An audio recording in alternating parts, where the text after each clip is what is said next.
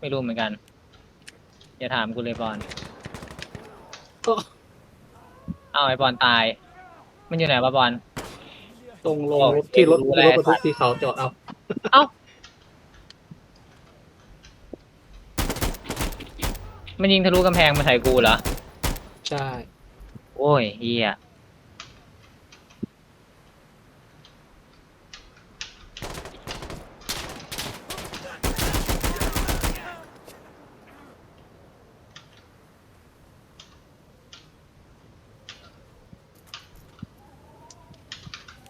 น่าจะหายากป่ะพี่บุ้มที่แบบผู้ชายที่ไปทำร้ายร่างกายผู้หญิงเนี่ยหาง่าย ประตูพี่บูมอ๋อหาง่ายมันยิงผมทะลุประตูเมื่อกี้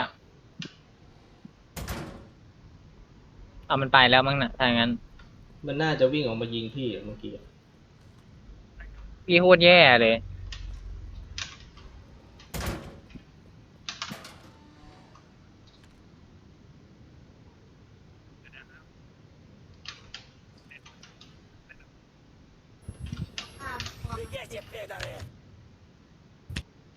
เหมือนมันจะไม่ค่อยตะโกนกลับด้วยใช่ไหมเนี่ย AI ฉลาด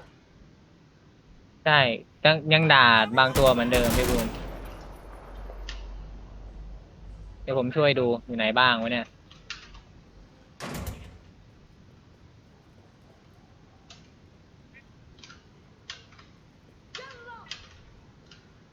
เลขข้างหน้าพี่บูมหลังกล่องซ้ายพี่บูมซ้ายเหรอ่ะซ้ายเนี่ยนั่นแหละนั่นแหละ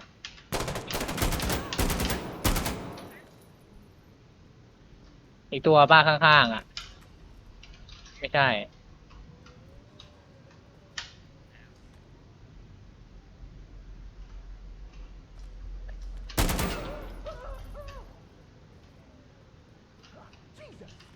ดูจิต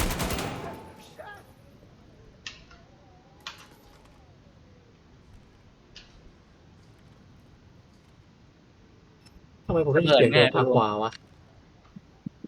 ว่านี่ไงไม่ได้ยินเสียงทางขวาเฮ้ยหลังพี่บูม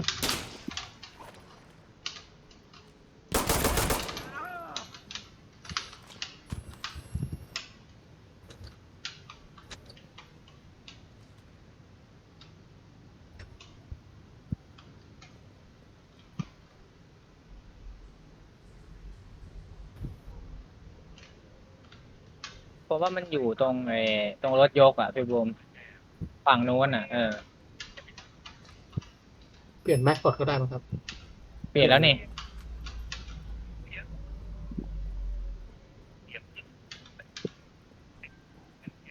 ก็นี่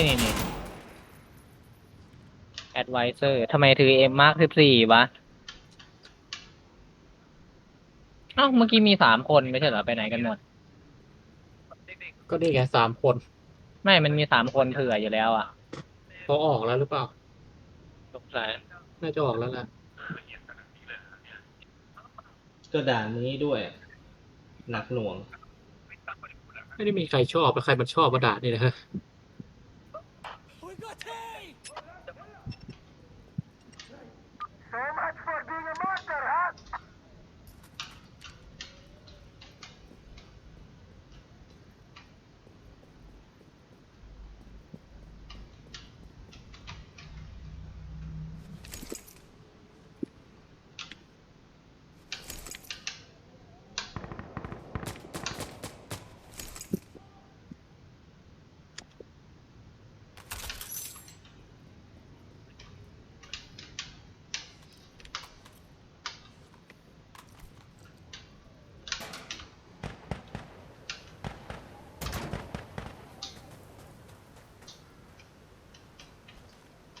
ถ้ามันยิงอะไรมาเนี่ย หืม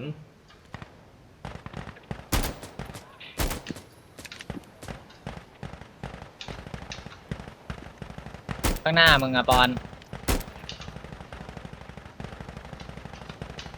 สาดรัวอะไรขนาดนั้นวะไม่เห็นมันยิงเหรอวะ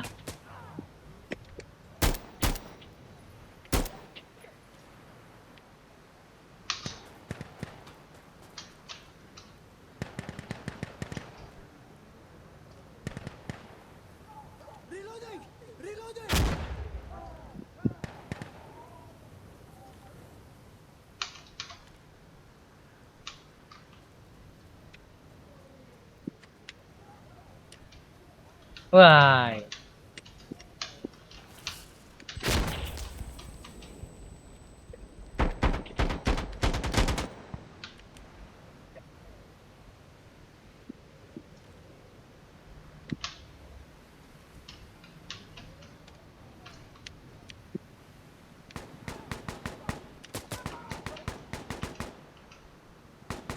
เฮ้ยเฮ้ย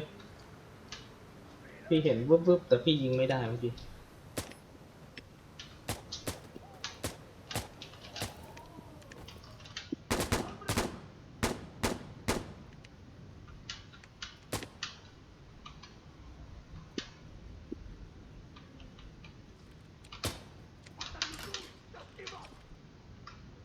เสียงเราตะโกนหรือเปล่า ผมตะโกน โอเค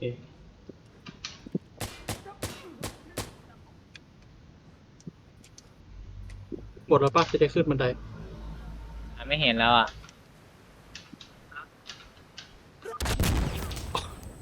โอเคระเบิดได้บอลเป็นโจ๊กเลย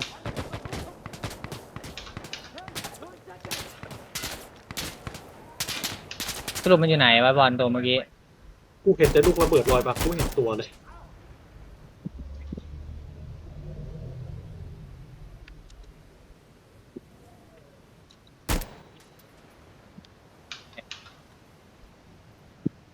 อันนี้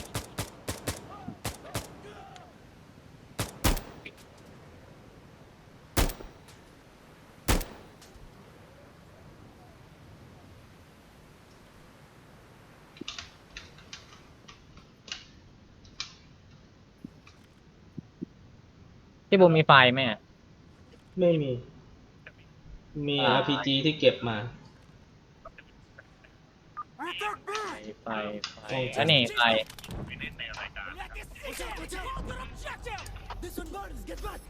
พี่อ่ะ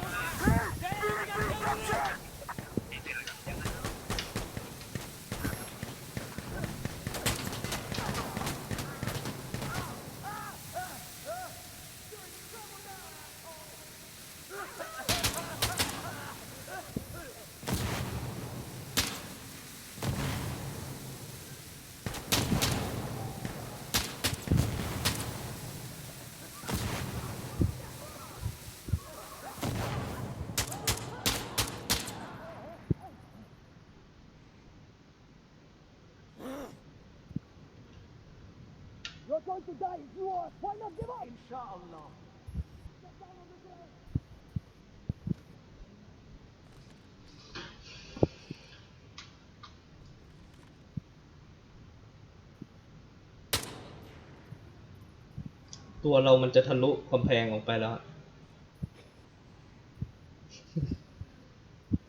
ถอยจนทั้งตัวทั้งกระเป๋าทะลุกำแพงเลย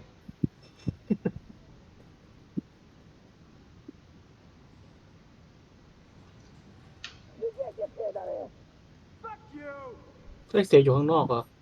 นั่นแหละสิ พี่เล็งอยู่เนี่ย มันไม่เข้ามาสักที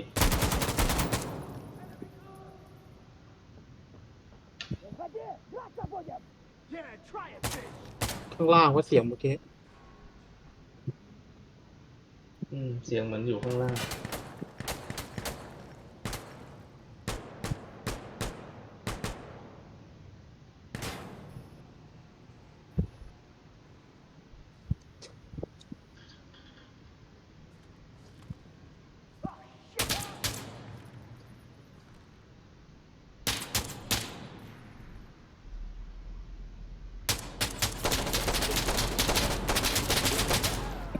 โดมันตั้งแบบคลิกขวาค้างไว้ใช่ไหม เพราะว่าวันนั้นที่ชวนมาเล่นโดบอกขี้เกียจคลิกขวาค้าง ไม่นะ เพราะว่า อ๋อ ของ ขี้ พี่ เกียจครั้งอ๋อมันปรับโหมดอย่างนั้นได้เหรอพี่บูม ก็ของไม่รู้เหมือนกันอ่ะ ผมไม่เคยใช้เลยนะอันนั้นอ่ะ พี่ก็ไม่เคยใช้ ก็ยังว่าอ อะไร ยู่ วะไอตัวกีดขวางเนี่ย เสียงอยู่ทางซ้ายป่ะเนี่ย ตีนใครวะเนี่ย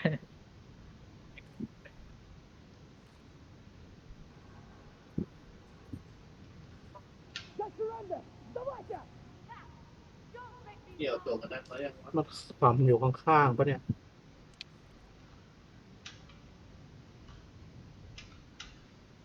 น่าจะอยู่ชั้นล่าง เฮ้ยยิงอยู่ไหนวะ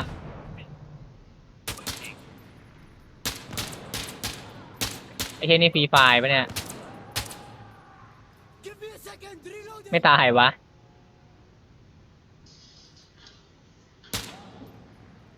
อ่ะเหลืออีก มันน่าจะชี้เป็นจุดได้เนาะดูเบสเดี๋ยวไม่งทะลุกำแพงออกไปแล้ว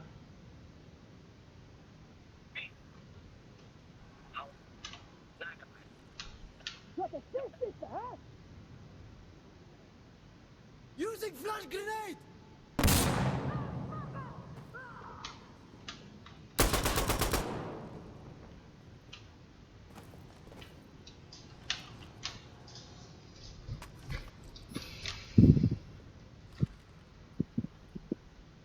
You're surrounded! You run!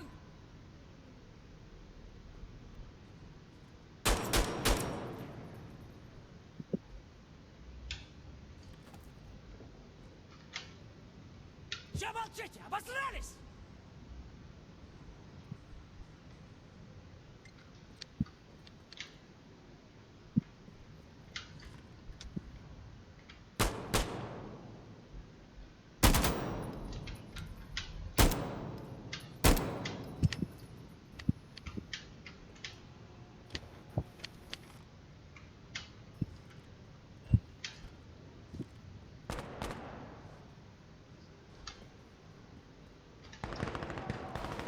That's it! They've done their attack! Move! Move! Everyone give status! I'm ready to go!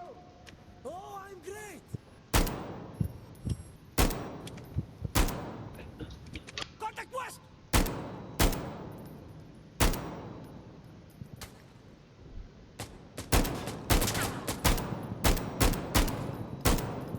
Reloading!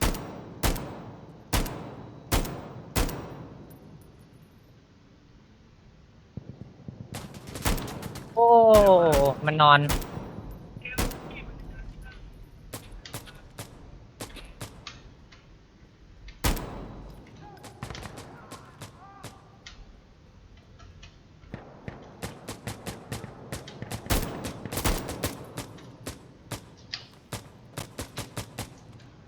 โรบอกจะ Reloading!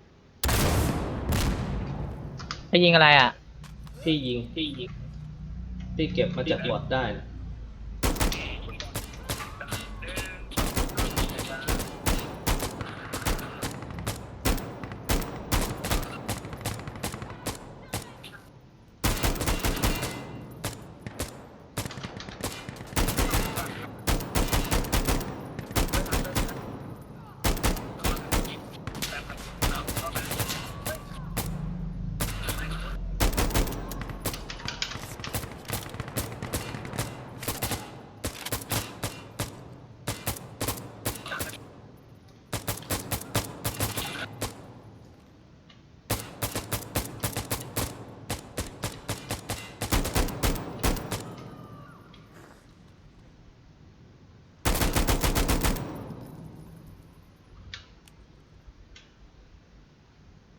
Give us now! Drop your weapon!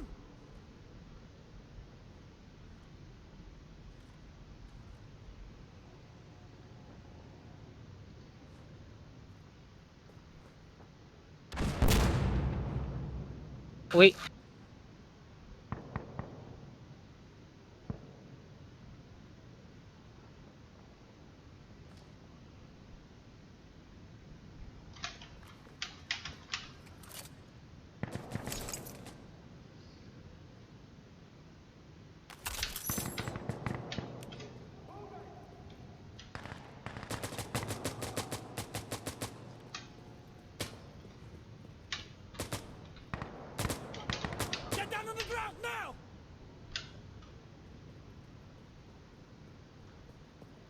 มี RPG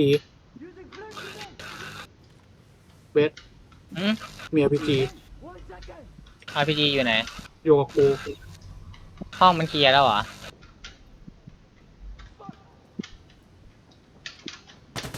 ยังเนี่ย มันมี RPG อะไรล่ะมันอยู่ข้างในนู้น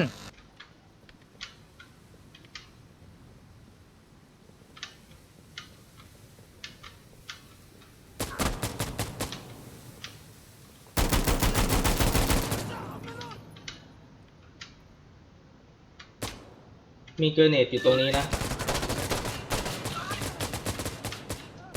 ระยะระเบิดก่อนเผื่อมีตัว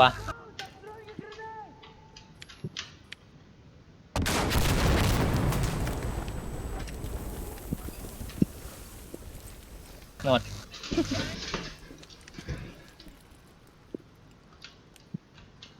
ลูกเดียวรู้เรื่องเลย อะไรอ่ะ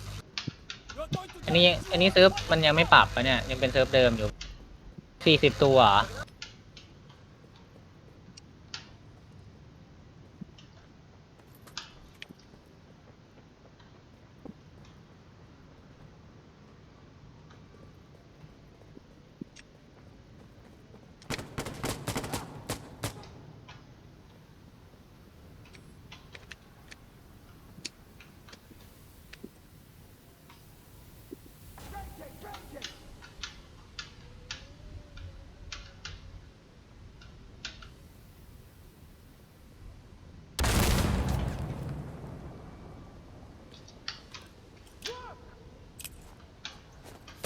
frag out! โยนระเบิดเข้าตึกพี่โยนระเบิดเข้าตึก เอ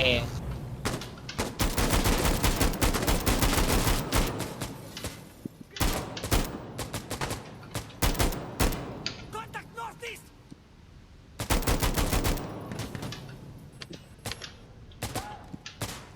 ไอ้ยิงหัวคุยกัน Contact north! I have to reload, wait!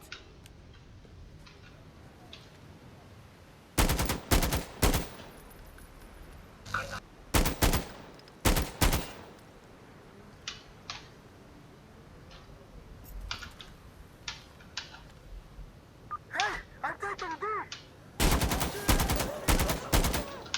Reloading!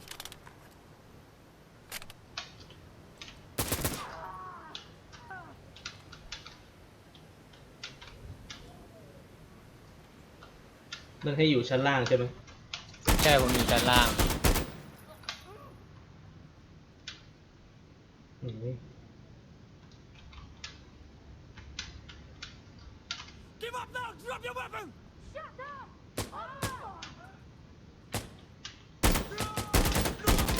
No! No!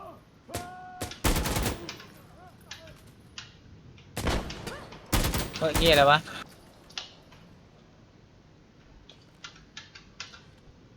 มีเสียงระเบิด ของผม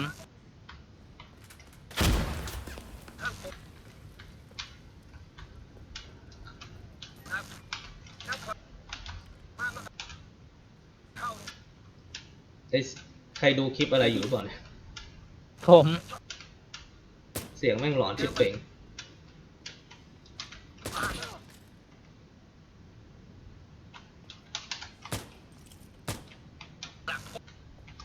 พี่โยนระเบิดขึ้นชั้นบนนะ ได้พี่โบ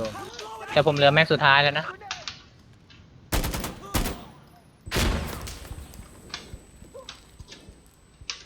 Бегите, пидоры! ปอนอยู่ไหน ก่อนตาย โอเคเห็นตีนเหรอ เอ้ย ตรงนี้อยู่ได้วะพี่บูมห้องนี้อยู่ได้ ใช่ แต่จะโดนยิงแม่ ศัตรูอยู่ตรงนี้ We captured D! Отличная работа, ребята! Блядь, из Сити! Hold your objective! ห้องไหน ห้องไหนวะ ห้องนี้ อ้าอ้า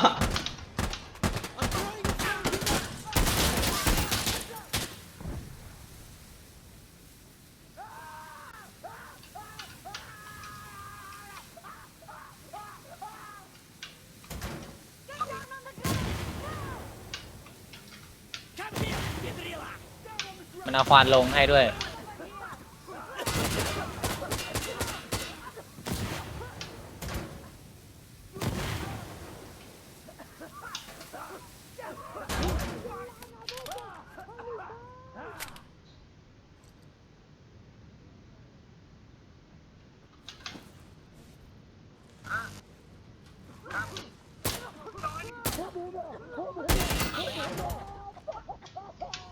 มีระเบิดไฟอยู่ตรงนี้ โดด พี่เก็บละให้ปลาใส่ประตูไหม ได้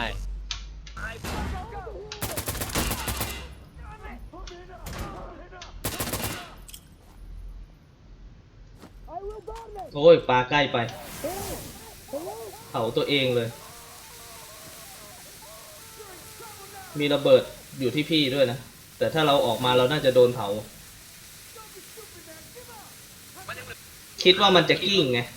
มันเป็นระเบิดแบบนั้นอ่ะ แต่มันดันไม่กิ้งให้ซะงั้น อื้อหือดูพี่บูม อืม เป็นหนุ่มฮอตเลย เล่นกับระเบิดนี่มันไม่ได้จริง แขนใครขาดวะ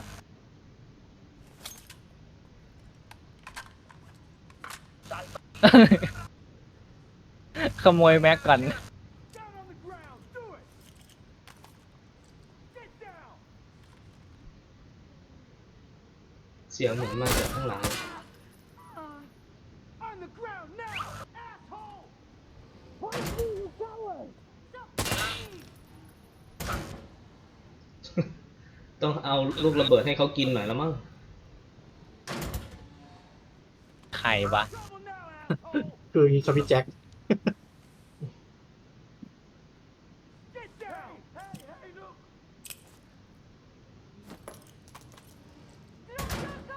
ยังเปิดประตูอยู่อีก ทำไมไม่ได้วะ เออ Really want to die out here? Go to hell. Fuck you.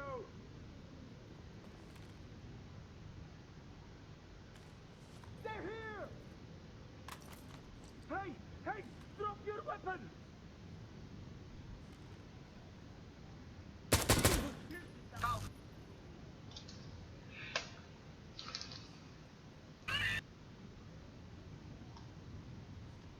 That's them.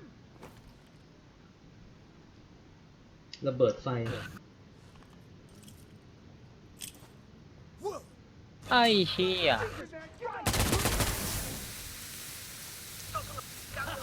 Okay. พี่บูมยังไม่หายติดไฟอีกอะ นั่นแหละสิ ไฟนี่มันร้อนแรงจริงๆ ให้ตายเถอะ เจอแดดประเทศไทยตอนเที่ยง บูมตื่น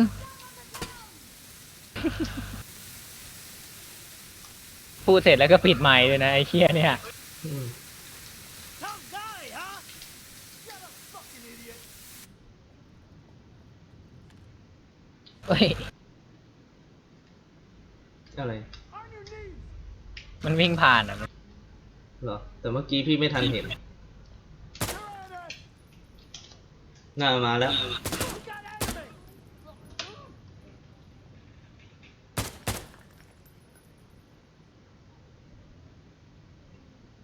มาแล้ว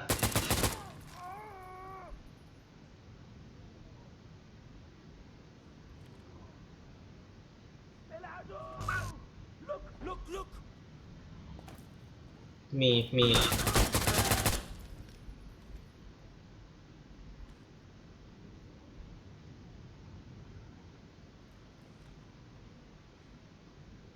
العدو هنا. العدو هنا.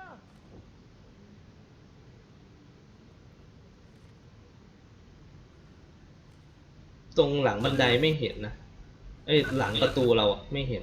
น่าจะอยู่บนบันไดหรือเปล่า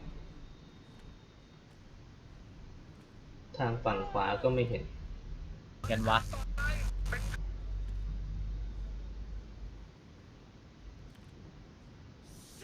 นั่น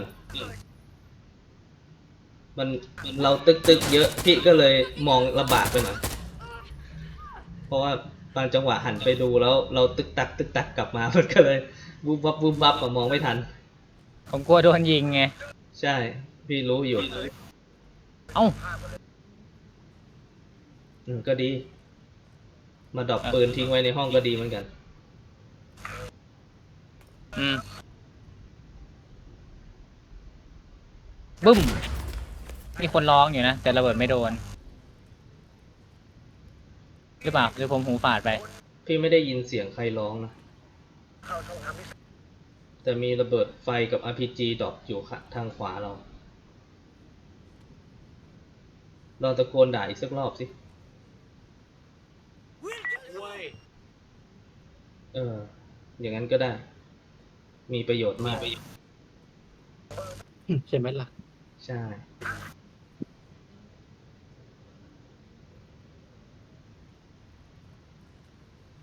ค่อยๆนะพี่พยายามมองซ้าย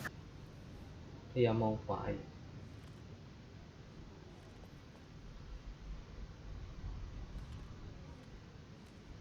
ไม่มี ไม่มี น่าจะอยู่บนบันไดห้องนี้ก็ไม่มี นี่ก็ไม่มีเฮ้ยบันไดบันไดทางขวา ขึ้นชั้น3อืม ไม่ตายปะ Engage! They're ahead! Just surrender! Report status! We're on location! Moving to your position! โอ้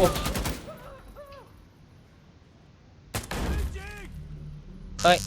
เดี๋ยวถ้าถีบมาโดนพี่นะเมื่อกี้เนี่ย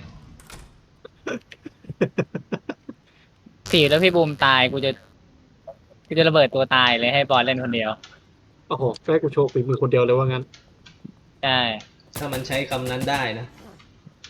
โอ้โหถ้าผมได้จะได้จำได้อยู่ บูมโอ้อะไรวะ มันขึ้นไปยิงอยู่ข้างบนไงศัตรูมันก็เลยเห็น นี่กล่องกระสุนแม่ในตึกเนี้ย ก็นั่นไงกล่องกระสุนน่ะ เราวิ่ง ไม่ ผ่าน ไม่ มาเมื่อกี้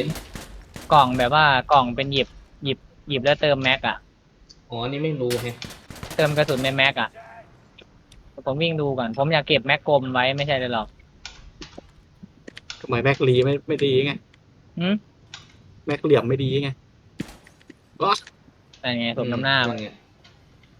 เอาเข้าหัวกูอีกหัวกูกระจายไง โซนไงมึงอะ Okay!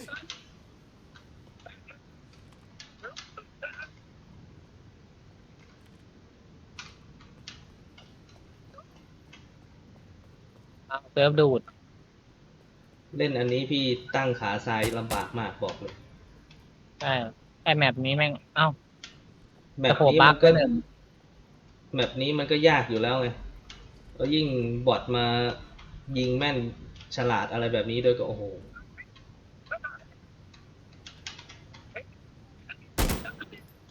ไอธงที่เราต้องทำลายอยู่ฝั่งโน้นนี่หว่า มือสไนเปอร์มันรู้อะ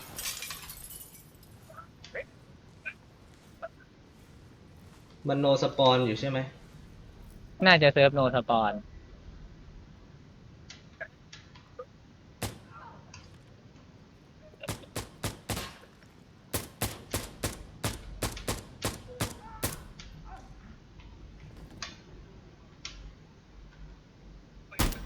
ซ้ ด้วย ำพี่ยิง มันมีตัวหนึ่งวิ่งไปทางซ้ายอ่ะพี่บูมเห็นมันปะ จะวิ่งขึ้นมาตึกเหรอ เฮ้ยอืมหัวโล้นแตกเลย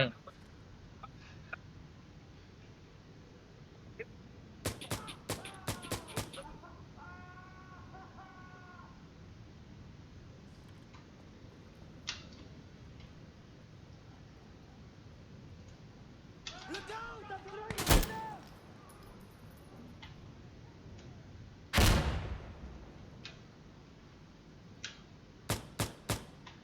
Okay, okay. Oh, loading!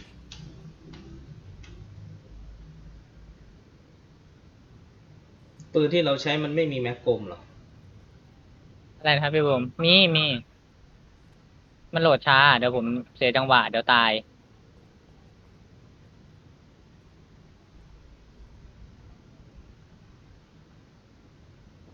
งั้นเดี๋ยวแวะลงไปเติมกระสุนแล้วเดี๋ยวเข้าตึกเลยดีกว่าพี่บูม ค่อยๆล่ะเผื่อมันมีตัววิ่งมาดัก เดี๋ยวผมไปละ ไปไหน ที่บ้าน ไปแล้วเหร ตี อ กันอีกแล้วนะเดี๋ยวบ้านที่บ้านตีกันแล้วเดี๋ยวไปไปละ โอเคตอนนั้นเราชวน6 ทุ่ม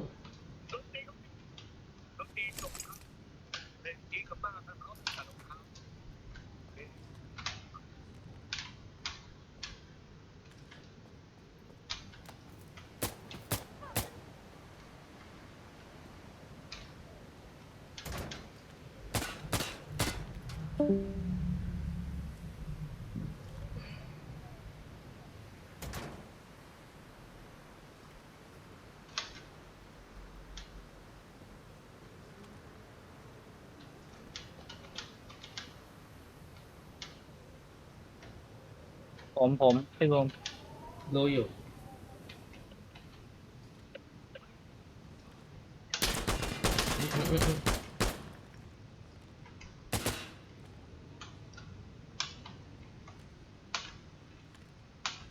ระเบิดเข้าไหม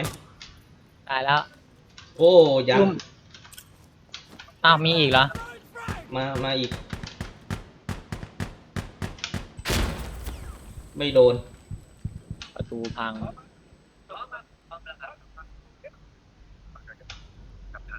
เห็นมันไหมพี่บูม ยังแต่มันอยู่มุมซ้ายอ่ะ เมื่อกี้มันวิ่งผ่านพี่ไปทางมุมซ้าย เดี๋ยวพี่โฉบดูแป๊บหนึ่ง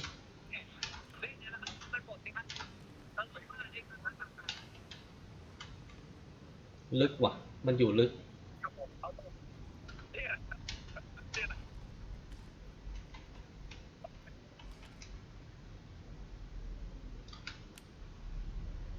ไม่เห็น มันขึ้นไปข้างบนแล้วมั้งผมว่า เหรอ เดี๋ยวผมดูห้องน้ำก่อน โอเค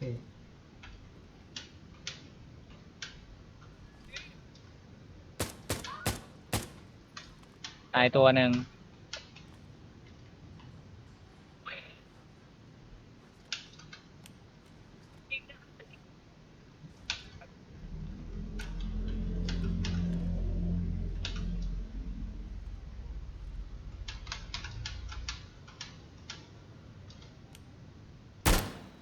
โอ้อะไรวะ พี่ยิงเช็ค ดูว่ามันจะมีปฏิกิริยาไหม สังเกตหลายครั้งนะครับเวลาตำรวจจับของกลางต่างๆมานะครับไม่ว่าเป็นสงครามมันต้องมาประกาศให้ประชาชน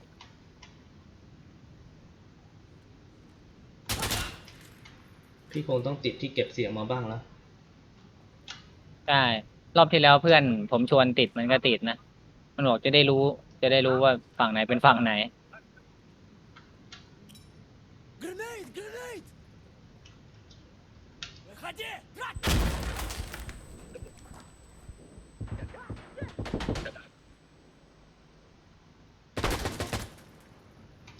ผมก็เปลี่ยนซอง โอเค เสร็จละ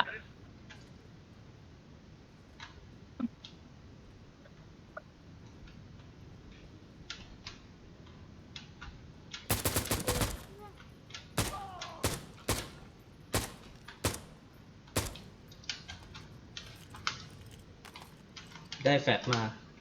ถ้าจะใช้อ่ะนะ พี่บุมปาเข้าไปในห้องห้องที่เราจะทำลายเป้าหมายอ่ะ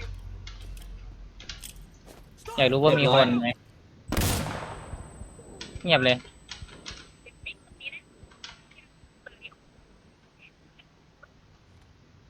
ผมได้ระเบิดไฟมาอันหนึ่ง โอเค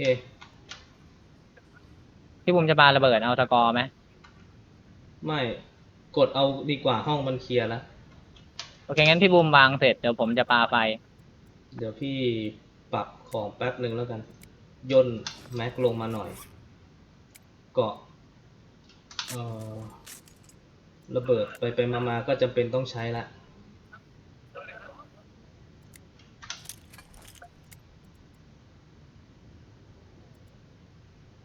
พื้นที่แคบใช้เป็นระเบิดแบบนี้แล้วกัน ส่วนปืนติดซับเพรสเซอร์ซะ เราจะเล่นผู้บัญชาการไหม คงด่านนี้รู้สึกผู้บัญชาการใช้ไม่ได้ อ๋อ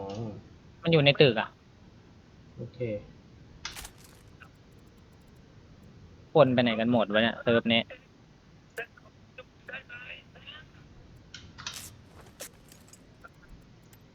โอเคงั้นพี่กดวางเลย โอเค But I've got C4 in here. Hold on.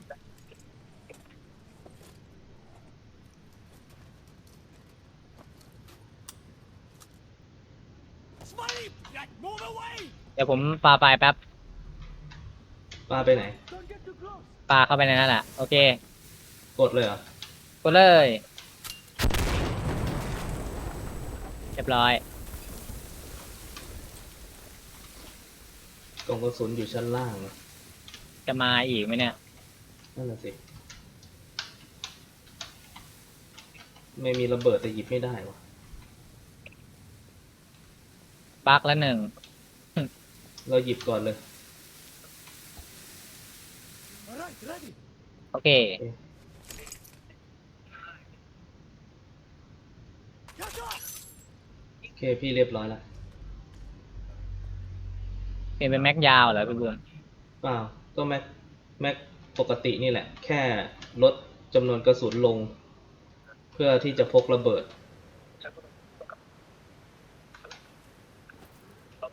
เพราะว่ามันหนักเกินไป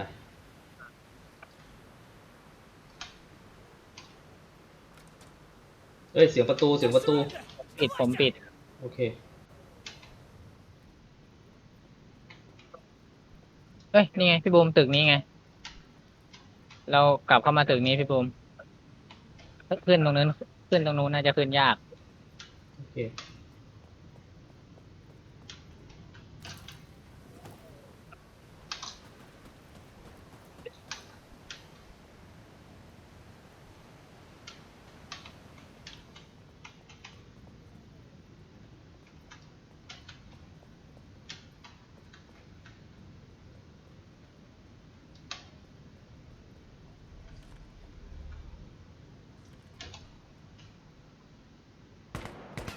อืม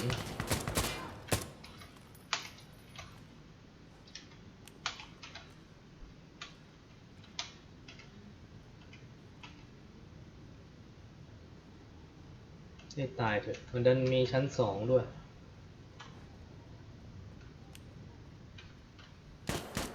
เย้ยเย้ย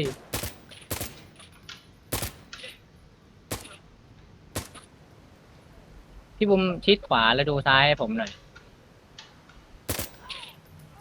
มันเห็นตัวหนึ่งเมื่อกี้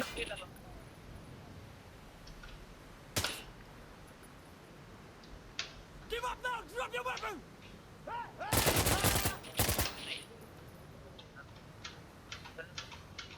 ปืนโถ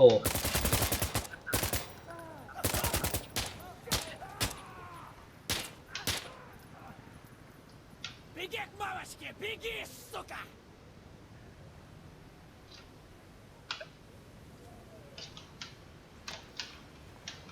Hey, give yourself up. รายละเอียดเยอะนี่พี่ดูลำบากมากเลย ละเอียดฮ่องกง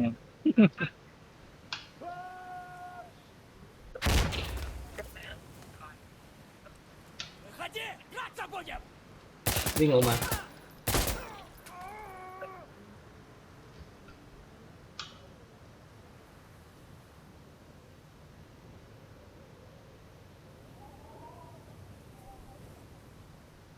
มีทางอื่นให้เราอ้อมเข้าไปไหม ถ้าเข้า บัน ไป ได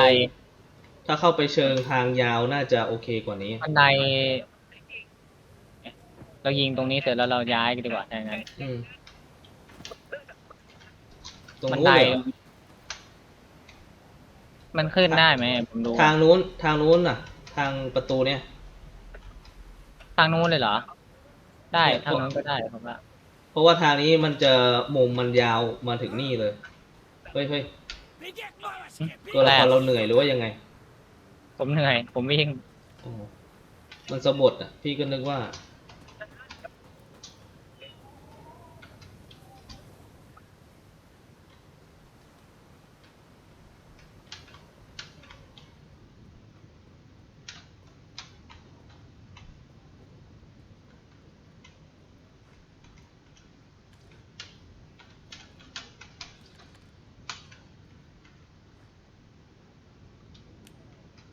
ฝั่งผมไม่เห็นนะพี่บูม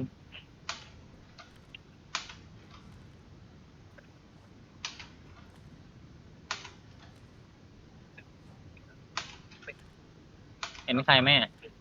ยังพี่ค่อยๆขยิบอยู่ เดี๋ยวผมตามหลังไปนะ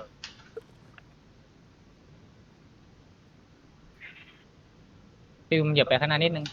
ติด ผมอ้วน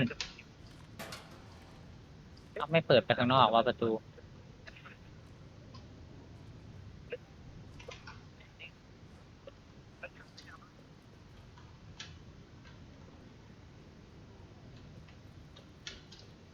แล้วตรงนี้ยิงไม่ได้อ่ะ แย่ว่ะ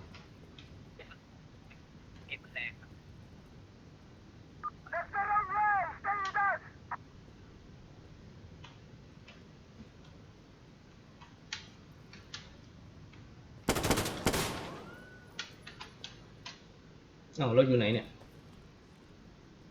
อ๋อเราฝืนขึ้นไปเหรอโอ้ ลองดูขึ้นสุดบันไดไปมันจะยิงได้พี่บูม แต่ศัตรูมันดักอยู่ใช่ไหม ใช่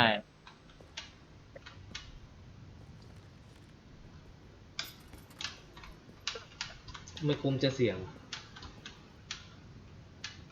มีบันไดหนึ่งขึ้นได้พี่บูม ฝั่งนู้นเหรอ ใช่เดี๋ยวผมลองดู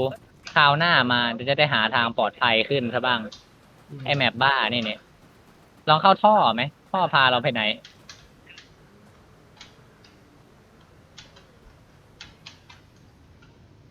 อ๋อมาโผล่ข้างล่างมาเลยนี่หว่า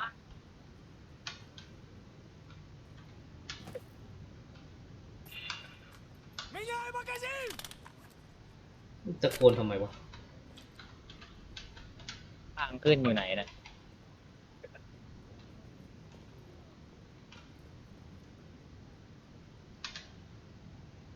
อย่าบอกนะมาโผล่ที่เดิม ใช่ โอ้ย มันบังคับให้เราเข้าทางนั้นอ่ะ ตรงนี้มีบันไดพี่บูมถ้าอย่างนั้นนะ ใช่ เนี่ยตรงเนี้ยเอานี่ไงตรงนี้ยิงได้พี่บูม โอเค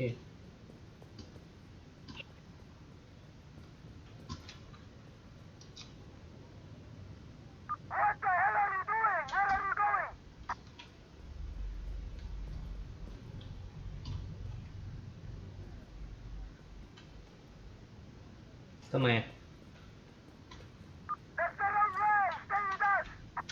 นี่ไง ข้างหน้านี้เราว่าเราต้องยิงกันตับแตกนะพี่บูม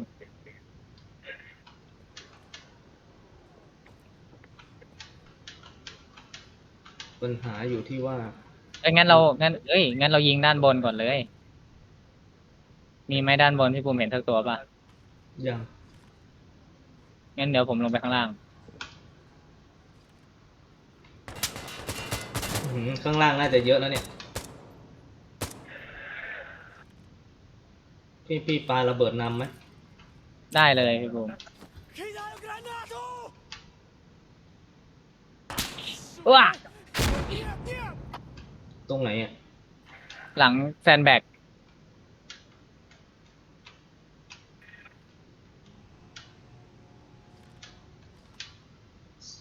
มันหลายจุดซะด้วยวัดแซนแบก ดูทางขวา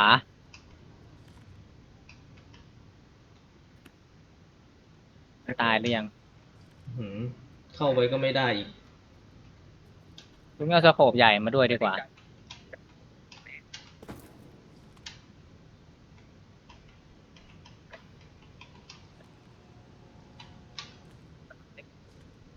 มองไม่เห็นเลยอะโอ้เห็นแล้วเห็นแล้ว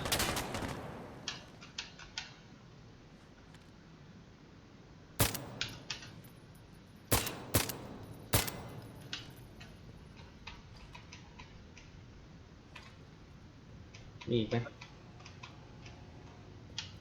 Capturing F!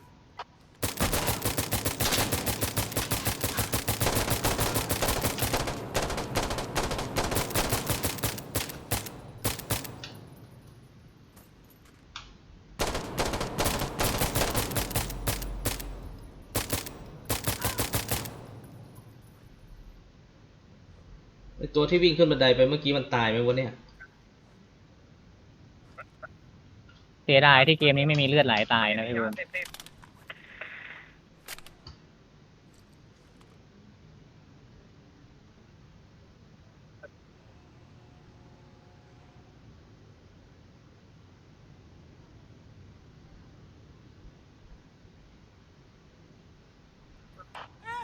Is secure! We have it! Shit. Just surrender! There is more? เคลียร์แล้ว ว้าวพี่บูม เสียงมัน ทีนี้ เพีย แห บ ละ เลย เราที่เรากำลังจะตายหากันของจริงพี่บูม เออ จะหลบไหนได้บ้างวะเนี่ย เข้าห้องก่อน โอ้ไม่ได้อีกในห้อง Get down on the ground! วะเนี่ย โอ้ย ขวา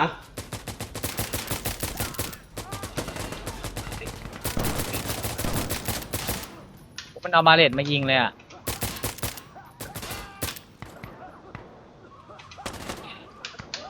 โอ้เยอะเว้ย ทางเราเหรอ ใช่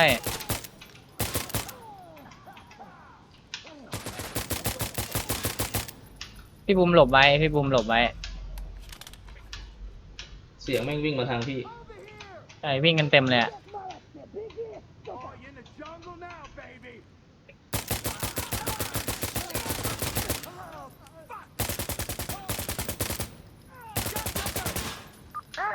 เอ้ย โอ้โห โอ้ขยับเข้าไปนิดนึงก็ไม่ได้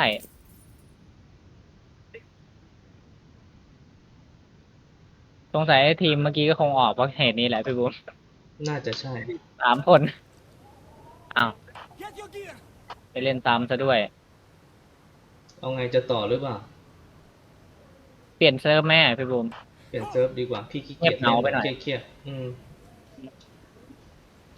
อยากมานี้ โอ้ กู มั ละ น ห จะเที่ยงคืนแล้วพักดีกว่าแล้วมั้งพี่ว่า ำก็ได้พี่บุม โอเคงั้นพักเถอะ โอเค